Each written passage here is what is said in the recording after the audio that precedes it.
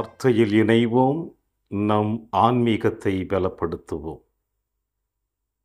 கிறிஸ்துவில் பிரியமான அன்பு சகோதர சகோதரிகளே, தவக்காலத்தின் 2ஆம் நாள் வியாழக்கிழமை என்று இறைவார்த்தை பகிர்வுக்கு நமக்கு கொடுக்கப்பட்டிருக்கின்ற நற்செய்தி வாசகம் லூக்கா எழுதிய நற்செய்தி 9ஆம் அதிகாரம் இறைவார்த்தை 22 முதல் 25 முடிய.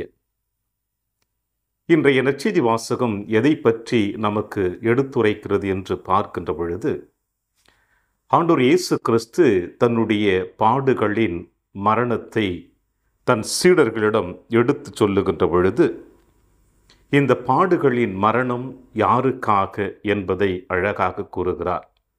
இது நம் அனைவருக்காக. நாம் அனைவருமே அவருடைய பிள்ளைகளாக இருக்க வேண்டும் என்பதற்காக. என்றும் அவர் காட்டுகின்ற அன்பின் பாதையில் நாம் கடந்து செல்ல வேண்டும் என்று இயேசு விரும்பி தன் பாடுகளின் மரணத்தை அறிக்கையிடுகின்றார். ஆக இந்த பாடுகளின் மரணத்தை அறிக்கையிடுகின்ற பொழுது அதை பின்பற்ற யாரெல்லாம் தகுதி பெறுவார்கள் என்பதை இயேசு அழகாக நமக்கு வெளிப்படுத்துகிறார். என்னவென்றால், என்னை பின்பற்ற விரும்புகிறவர் எவரும் தன்னலம் துறந்து தன் சிலுவையை நாள்தோறும் தூக்கி கொண்டு என்னை பின்பற்றட்டும். ஏனெனில் தம் உயிரை காத்து கொள்ள விரும்பும் எவரும் அதை இழந்து விடுவர். என் பொருட்டு எவர் அதை இழந்து விடுவாரோ, என் பொருட்டு தம் உயிரை இழக்கும் எவரும் அதை காத்து கொள்வார் என்று இயேசு அழகாக சொல்லுகிறார்.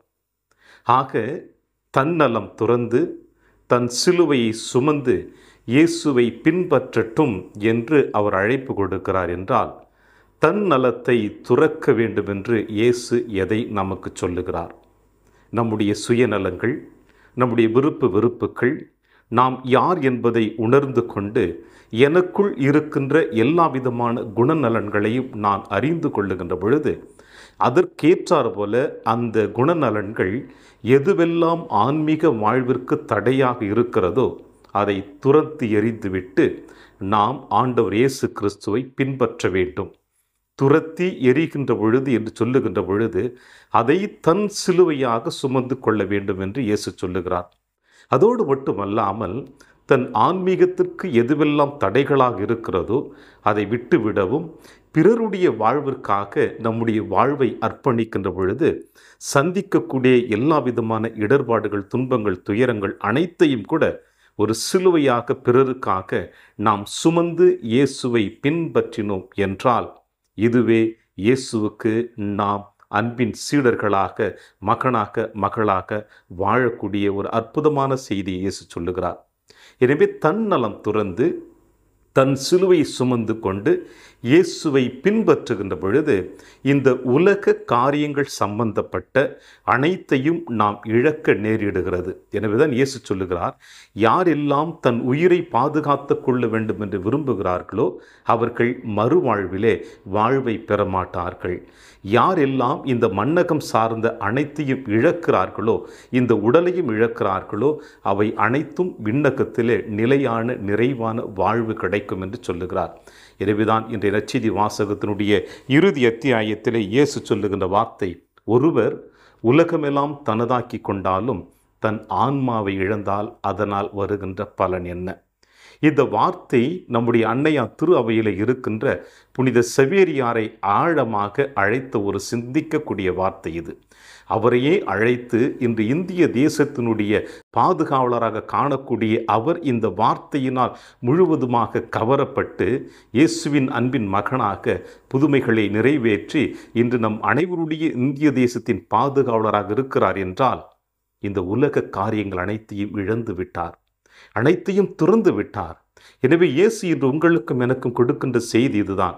நாம் இந்த உலகு சார்ந்த அனைத்தையும் நமதாக்கி கொண்டு நாம் வாழ்ந்து கொண்டே இருந்தோம் என்றால் நிச்சயமாக அதனால் வருகின்ற பலன் எதுவுமே இல்லை.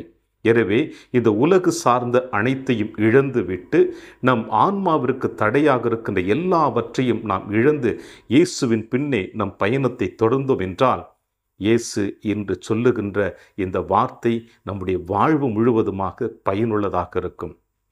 எனவே பிரியமான அன்பின் சகோதர சகோதரிகளே, இந்த தவக்காலத்தின் 2வது நாளிலே அடியெடுத்து வைத்திருக்கிற நாம் நேற்றைய தினத்திலே தவம் செய்வது எப்படி, ஜெபம் செய்வது எப்படி, நோன்பு இருப்பது எப்படி என்று பலவிதமான 3 கருத்துக்களை நம் உள்ளத்தின் ஆழத்தில் ஏற்றுக்கொண்டு இன்றைய நாளிலே அடியெடுத்து வைக்கின்ற பொழுது இயேசு தெளிவாக சொல்லுகிறார், இந்த 3 வழிமுறைகளும் இந்த உலகத்தை தமதாக்கிக் கொள்வதற்காக அல்ல, மாறாக விண்ணகத்தை தமதாக்கிக் கொள்வதற்காக. எனவே யாரெல்லாம் விண்ணகத்தை தமதாக்கிக் கொள்ள விரும்புகிறார்களோ அவர்கள் அனைவருமே உலக காரியங்களிலிருந்து விடுபட்டு விண்ணக வாழ்விற்குரிய அற்புதமான வாழ்க்கை பயணத்தை தொடருவார்கள். அந்த வாழ்க்கை பயணம் தொடருகிறவர்கள்தான் நான் எப்படி சிலுவை மரணத்தை சந்திக்கப் போகின்றேனோ, பாடுகளின் மரணத்தை நான் சந்திக்கப் போகின்றேனோ, அதுபோல நீங்களும் நிச்சயமாக இந்த பாடுகளின் மரணத்தை கண்டிப்பாக நீங்கள் சந்திப்பீர்கள். அப்படி சந்திக்கின்ற பொழுது கவலை கொள்ளாதீர்கள், தயக்கம் கொள்ளாதீர்கள், அஞ்சாதீர்கள், பயப்படாதீர்கள், நிமிர்ந்து நில்லுங்கள். நான் உங்களோடு இருக்கிறேன். ஏனென்றால் என் பாடுகளின் பயணம் முழுவதுமாக என் தந்தை என்னோடு இருந்தார். ஏனென்றால் அவர் விரும்பியதை நான் செய்தேன். அவர் எனக்கு பாதுகாவலராக இருந்தார். நான் விரும்புவதை நீங்கள் செய்கின்ற பொழுது எல்லா இடர்பாடுகளிலிருந்தும் உங்களோடு இருந்து நான் வழிநடத்துவேன் என்று இயேசு அழகாக இன்று நம் அனைவருக்கும் படம் பிடித்து காட்டுகிறார். இந்த வார்த்தைகளை உள்வாங்கியவர்களாக, இயேசுவின் அன்பின் சீடர்களாக நாம் பயணிக்க வேண்டுமென்றால் உலகத்தை சார்ந்த அனைத்தையும் நிராகரிப்போம். நம்முடைய வாழ்க்கைக்கு தேவையானதை மற்றும் பயன்படுத்தி கொள்ளுவோம். அதுவே நம்முடைய ஆன்மீகத்திற்கு தடையாக இருந்தால் முற்றிலுமாக விலகி நின்று இயேசுவின் அன்பின் சீடர்களாக, சீடத்திகளாக பயணிக்க முயற்சி செய்வோம். இறையாசிர் என்றும் உங்களோடு.